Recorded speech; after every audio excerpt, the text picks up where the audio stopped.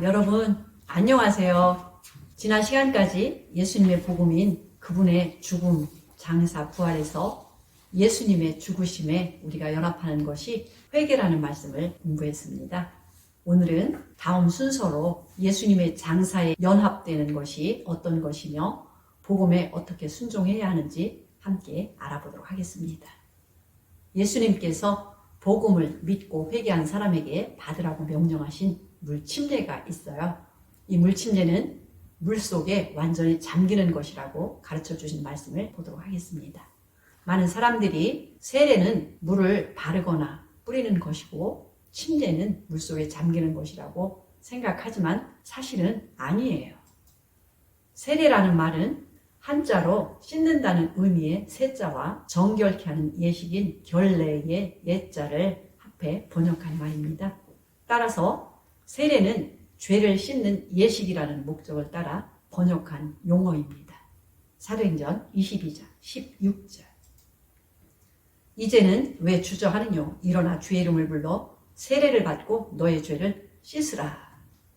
그러므로 죄를 씻기 위한 목적으로 물속에 잠기는 방식으로 받았다면 모든 죄를 씻는 은혜를 받은 것입니다.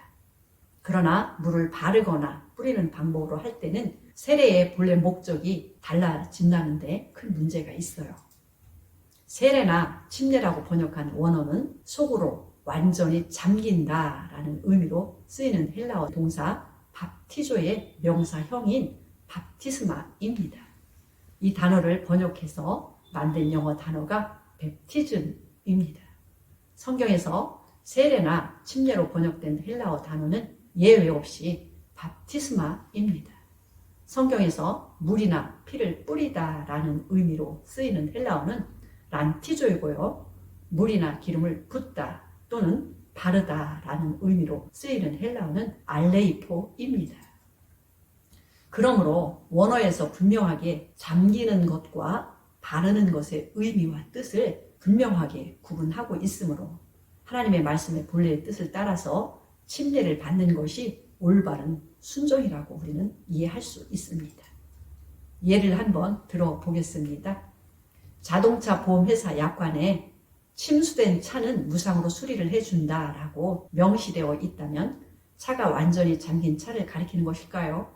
아니면 엄청난 폭우를 맞아 차의 안팎이 다 젖은 차를 포함하는 것일까요? 보험 약관에는 침수라 함은 물에 피보험 자동차가 빠지거나 잠기는 것을 말하며 차의 문이나 썬루프 등을 열어놓았을 때 물이 들어간 것은 침수로 보지 않는다라고 정의하고 있습니다. 사람들의 죄를 씻는 일에 관한 하나님의 언약에서 침례는 수많은 자동차의 보상 금액보다 더 중요한 것이라고 우리는 알고 있어요. 그러므로 성경에 기록된 말씀을 배려할 사람들처럼 상고하는 마음가짐이 필요합니다. 구약을 총괄 마무리할 선지자요. 여자가 낳은 자 중에 가장 큰 자라고 인정받았던 요한에게 하나님은 죄 사함을 받는 회개의 침례를 주라고 명령하셨습니다. 요한복음 1장 33절. 나도 그를 알지 못하였으나 나를 보내어 물로 침례를 주라 하신 그이가 나에게 말씀하시되 성령이 내려서 누구 위에든지 머무는 것을 보거든 그가 곧 성령으로 침례를 주는 이인 줄 알라 하셨기에 내가 보고 그가 하나님의 아들이심을 증거하였노라.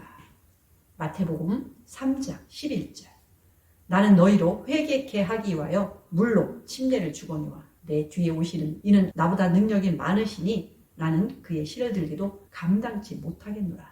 그는 성령과 불로 너희에게 밥티스마를 주실 것이오. 이 말씀에서 세례를 주라고 번역된 원어는 밥티조입니다. 하나님은 요한 선지자에게 물을 뿌리거나 바르라고 말씀하시지 않고 물속에 잠그라고 말씀하셨어요. 그 말씀을 그대로 순종했기 때문에 침례 요한이라고 부르게 된 것입니다. 성령 침례 또는 불 침례를 받는 것도 역시 성령을 바르거나 불로 뿌리는 것이 아니라 성령과 불 안에 푹 잠기는 밥티조로 말씀하신 것입니다. 요한복음 3장 23절. 요한도 살렘 가까운 에논에서 침례를 주니 거기 물들이 많음이라. 사람들이 와서 침례를 받더라. 무엇보다 우리의 구원자로 오신 예수께서도 새 언약의 그리스도 즉 대제사장이 되시기 위하여 침례라는 결례를 받으셨습니다. 예수 그리스도께서도 요단강에서 요한에게 침례를 받으실 때에 물속에 잠기셨다가 물에서 올라오셨습니다. 마태복음 3장 16절. 예수께서 침례를 받으시고 곧 물에서 올라오실 때 하늘이 열리고 하나님의 성령이 비둘기같이 내려 자기 위에 임하심을 보이시더니, 예수님께서 사도들을 통하여 침례를 주실 때에도 요한이 준 것과 같이 물속에 완전히 잠기는 밥티스마를 주었습니다. 요한복음 3장 22절. 이후에 예수께서 제자들과 유대 땅으로 가서 거기 함께 유하시며 침례를 주시더라. 요한도 살렘 가까운 에논에서 침례를 주니 거기 물들이 많음이라. 사람들이 와서 침례를 받더라. 예수님은 제자들에게 온 천하에 다니며 모든 민족으로 제자를 삼아 침례를 주라고 명령하셨어요. 이 명령은 만왕의 왕께서 내린 어명이요 가장 큰 지상 명령이라고 부릅니다. 이렇게 큰 어명을 수행하는 종이 물에 잠그라는 명령을 바꾸어서 물을 뿌리는 것으로 수행할 수는 없어요. 오직 만왕의 왕께서 하라고 명하신 그대로 순종하는 것이 종이 해야 할 일입니다. 마태복음 28장 18절. 예수께서 나와 일러 가라사대 하늘과 땅의 모든 권세를 내게 주셨으니 그러므로 너희는 가서 모든 족속으로 제자를 삼아 아버지와 아들과 성령의 이름으로 침례를 주고 내가 너희에게 분부한 모든 것을 가르쳐 지키게 하라. 볼지어다 내가 세상 끝날까지 너희와 항상 함께 있으리라. 마가복음 16장 15절. 또 가라사대 너희는 온 천하에 다니며 만민에게 복음을 전파하라. 믿고 침례를 받는 사람은 구원을 얻을 것이요 믿지 않는 사람은 정죄를 받으리라. 오순절날 120여 명의 제자들이 다 성령으로 침례, 즉 밥티스마를 받았습니다. 이 놀라운 광경을 목격한 많은 신자들이 사도들에게 우리가 어떻게 하여야 죄에서 구원을 받을 수 있느냐라는 질문을 하였어요. 그때 11 사도들과 천국 열쇠를 받은 베드로가 일어나서 대답을 해 주었습니다. 사도행전 2장 38절. 베드로가 가로되 너희가 회개하여 각각 예수 그리스도의 이름으로 침례를 받고 죄 사함을 얻으라. 그리하면 성령을 선물로 받으리니 그 말을 받는 사람들은 침례를 받음에 이날에 제자의 수가 3,000이나 더 하더라.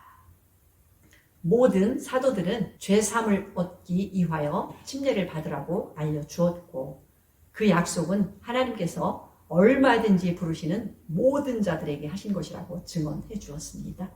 그 말을 받는 사람들은 일어나 침례를 받음으로 그날에 제자들의 수가 3,000이나 더 하여졌다고 기록을 하고 있습니다. 사도행전 8장에는 전도자 빌립이 사마리아로 가서 수많은 사람에게 온갖 병들을 기적으로 치료해 주었으며 믿는 자들에게 침례를 준 사건이 기록되어 있습니다. 사도행전 8장 12절. 빌립이 하나님 나라와 및 예수 그리스도의 이름에 관하여 전도함을 저희가 믿고 남녀가 다 침례를 받으니 시몬도 믿고 침례를 받은 후에 전심으로 빌립을 따라다니며 그 나타난 표적과 큰 능력을 보고 놀라니라. 이는 아직 한 사람에게도 성령 내리신 일이 없고 오직 주 예수 이름으로 침례만 받을 뿐이로라. 사마리아 사람들도 복음을 믿고 다 침례를 받았어요. 이전에 마술사였던 시몬도 침례를 받고 빌립을 전심으로 따라다니며 복음 전도함에 동참을 했습니다. 얼마 후에 주님의 사자가 빌립에게 나타나 일어나 남으로 향하여 예루살렘에서 가사로 내려가는 길까지 가라고 지시를 하였습니다. 빌립은 거기서 에디오피아의 모든 국보를 맡은 큰 권세가 있는 내시를 만났습니다. 빌립이 성령의 지시를 받고 에디오피아 내시에게 다가가 복음을 전한 것입니다. 사도행전 8장 36절. 길 가다가 물 있는 곳에 이르러 내시가 말하되 보라 물이 있으니 내가 침례를 받음에 무슨 거리낌이 있느뇨. 이에 명하여 병거를 머물고 빌립과 내시가 둘 다 물에 내려가 빌립이 침례를 주고 둘이 물에서 올라갈새 주의 영이 빌립을 이끌어 간지라. 내시는 흔연히 길을 가므로 그를 다시 보지 못하니라. 이 말씀에서 보면 전도자 빌립이 내시에게 복음을 전하였고 내시는 깨닫고 믿었습니다.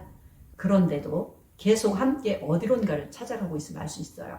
그들이 함께 찾아간 곳은 침례를 받을 만한 물이 있는 곳이었어요. 광야를 통과해서 먼 거리를 여행을 하는 큰 권세가인 내시가 모든 수행원과 마실 만큼 물은 반드시 가지고 있어야 합니다. 만일 물을 뿌려도 괜찮다면 그것으로 할 수 있었을 것이에요.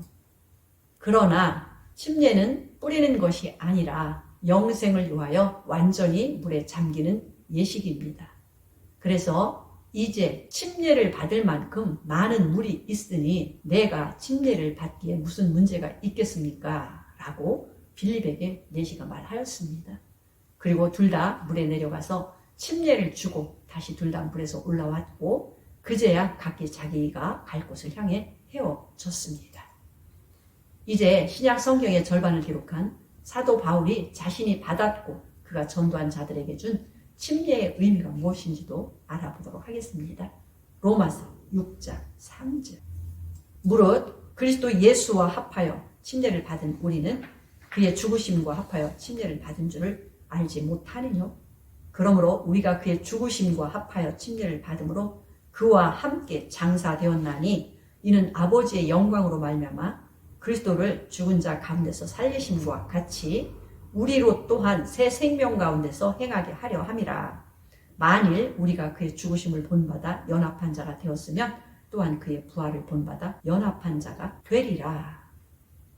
사도 바울은 신자가 받는 침례를 예수님의 죽으심과 장사에 연합되는 것, 즉 함께 장사된 것이라고 증거합니다. 함께 장사되었다는 말은 예수님과 같이 예수님과 연합되어 장사되었다는 뜻입니다.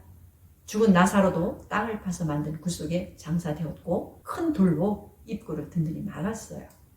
예수님도 여러 사람이 옮겨야 할 만큼 큰 돌로 입구를 막았던 무덤에 장사되셨습니다. 우리 조상들도 예전부터 땅을 깊이 파서 묻고 그 위에 봉분까지 쌓아올려서 매장을 했습니다. 이처럼 장사를 의미하는 침례도 물을 조금 뿌리는 방법이 아니라는 사실을 분명하게 보여줍니다. 사도 바울이 기록한 본받아라는 말은 예수님을 닮은 예수님처럼 예수님 같이라는 뜻입니다. 연합한 자라는 말의 원어의 뜻은 함께 심겨진이라는 의미입니다. 이 표현은 침례로 예수님과 장사에 연합된 것은 물론 예수님의 부활에도 연합되기 위하여 그분과 함께 심겨졌다라는 의미입니다.